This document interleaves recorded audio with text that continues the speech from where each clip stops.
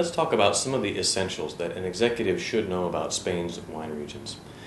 When we say essentials, we really mean several things. Firstly, we mean what grapes come from a given region, a given wine region. Secondly, what aromas and flavors are typical for wine from that region.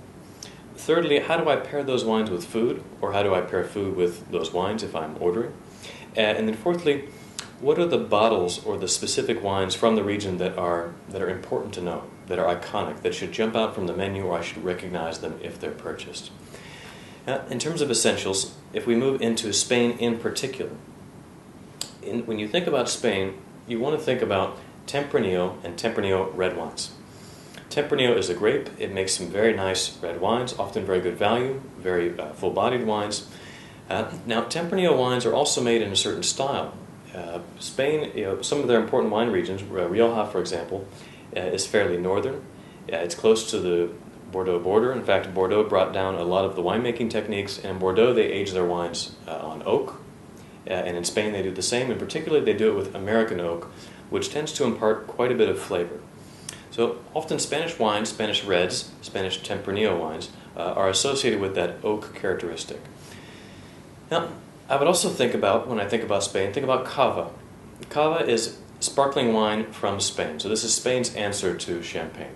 As you know, only Champagne can brand its sparkling wines champagne. In Spain, they are referred to as cava. This is the sparkling wine of Spain.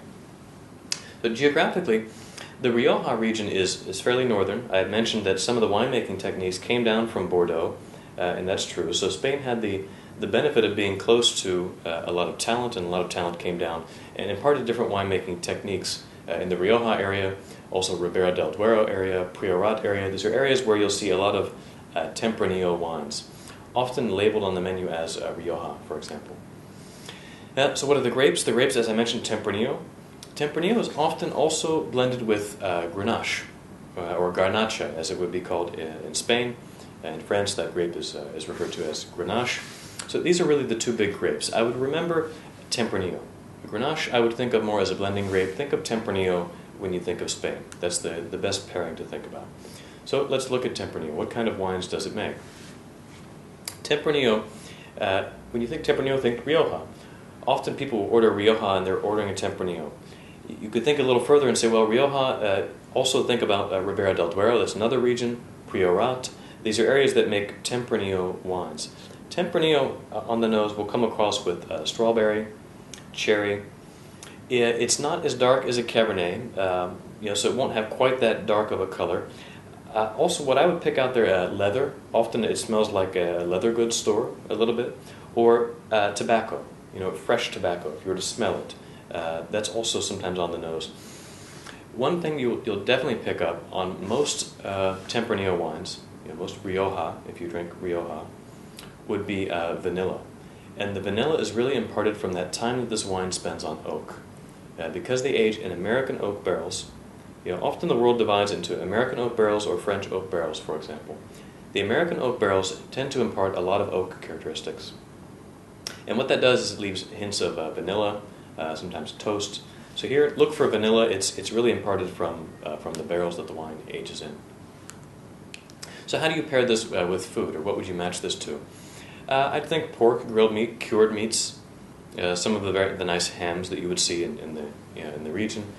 I think tapas and paella. Again, very natural pairings, of course, regional pairings, and that's natural because often you see culinary lines and history trace winemaking lines and history. But those would be very good matches with Tempranillo-driven wine, which on the menu will appear as probably Rioja or Ribera del Duero, specifying the areas where they're from. So bottles to know, and I've mentioned this a few times, look for on the menu Rioja, Ribera del Duero, or Priorat. Any of these, you can be fairly confident that this wine will be Tempranillo-driven. It will have the character I described. If anything, it will be blended with a bit of Garnacha, Grenache, but similar characteristics to those that I've described to you. Switching gears to talk about cava. Now, cava is the sparkling wine from Spain. Cava is a very good value often. So often cava, I find the wines at a lower price point are still very, very attractive.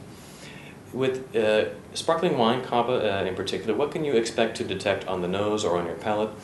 Think apple, pear, citrus flavors, mushroom and earth.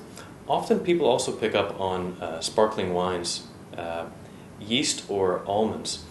Sparkling wine is fermented once to form the base wine, and then yeast is added to trigger a secondary fermentation which creates the carbonation. So often, of course, it would be natural to expect yeast, and almond is a similar scent. That's really where that comes from. It comes from the fermentation process that is used to make champagne, in the champagne method. So sparkling wine rather in cava, but it's often known as the champenoise method. Originated in Champagne, France. So what would you pair this with? Shrimp and shellfish would be very good pairings. Brie and Gouda, many people have champagne with cheese or with raspberries and strawberries. Champagne's acidity and the carbonation also cuts through fatty foods very well, so tapas or fried food would also be good pairings with sparkling wine. So on the menu, what will cava show up as? Well, you may see cava, you would of course see Spain. You may also see Penedès, so that's the area, specific area in Spain where most of this cava is made. So if you see that, that's what you want to look for. So let's review some of the essentials specific to Spain. Think Tempranillo reds. Right, they may be blended with a bit of Grenache. Grenache